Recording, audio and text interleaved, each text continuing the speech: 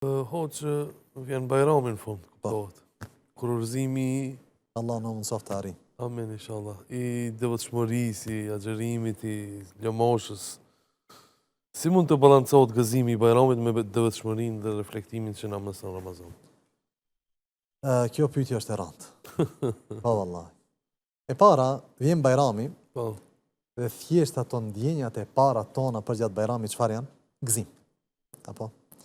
Megjithatë, ky gëzim që ne gëzohemi dhe jemi të urdhëruar të gëzohemi, duhet të shkon paralelisht me atë ndjenjen e reflektimit në aspekt të devotshmërisë.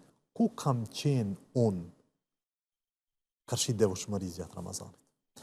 Kjo a mund të shkaktoj një lloj mërzie te njeriu? Mund të shkaktoj. Po është normale. Mërzia nuk vjen se thjesht unë s'kam bërë kur gjë, edhe unë s'jam për kur gjë. Jo. Mërzia vjen që unë e kam dhënë maksimumin, por ama kam një gajl. Ky maksimum që e kam dhënë unë, a është i pranuar të ai i cili më ka obliguar me devotshmëri apo jo? Këtë gajle e kam. Dhe këtë gajle Allahu e ka lëvduar për besimtarët. O qulubuhum wajile. Allahu thotë dhe zemrat ju dridhen, i kanë të shqetësuara, a është kjo e pranuar apo jo? Kjo vjen si rezultat i reflektimit të tyre. Përfundon Ramazani dhe kam ardhur në ditën e Bajramit. Dhe gjithë gëzohen, edhe unë gëzohem, dhe duhet gëzohemi. Pse?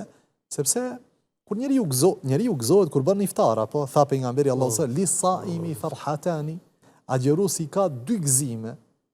Kur të bëj iftar, gëzohet. Wallahi është instinkt njerëzor që të gëzohesh kur bësh iftar. Gëzohemi alhamdulillah.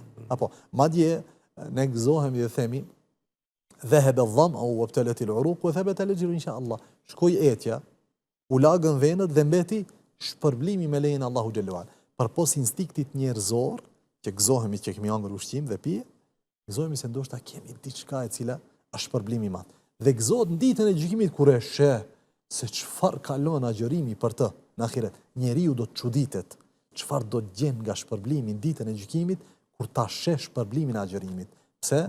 Sepse agjërimi është një derë e madhe, mirë po ajo hyn në një kapitull tjetër që është kapitulli i durimit, sabrit. E Allahu për durimtar a ka përcaktuar shpërblim? Jo. Shpërblimi për durimtar nuk është i përcaktuar. Tha Allahu, "Innama yuwaffa as-sabiruna ajrahum bighayri hisab." Allahu i jep durimtarëve shpërblim pa hesab, pa llogari. Andaj kur vjen ditën e gjykimit ka me u çudit njeriu për shpërblimin që do ta sheh për shkak të agjërimit.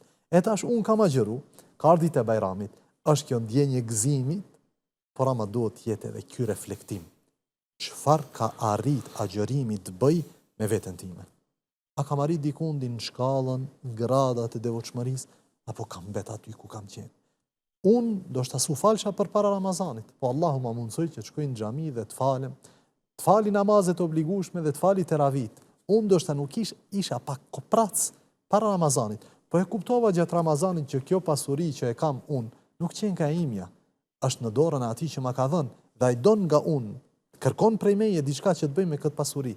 Andaj fillova që të ndjehem më zemërgjër, më dordhën. Unë nuk kam qenë kështu, nuk kam qenë aq i sjellshëm dhe ndoshta kam fyr dhe kam ofendu dhe kam shah. Por di Ramazani, gjitha këto i lash. Ky reflektim duhet sjell në zemrën e njeriu këtë, si ta quaj, shqetësim të vogël, me shpresë që këto vepra që unë i kam bë, të pranohen tek Allahu xhallahu ala. Ama s'bën të lihet gëzimi, të anashkalohet. Jo, se ajo ditë e Bajramit është çfarë? Është ditë gëzimi. Duhet gëzohemi ne, të gëzojmë familjarët për rreth nesh, të gëzojmë muslimanët, madje sadakatul fitrin e japim me këtë qëllim, që të gëzohen muslimanët për rreth nesh. Andaj gëzimi vjen dhe me gëzimin vjen kjo matje, ky kalkulim i matur, a janë pranuar veprat tona tek Allahu xhallahu ala apo nuk janë pranuar? Lut Allahu që Allahu të na pranojë veprat. Amen ya rabbal alamin.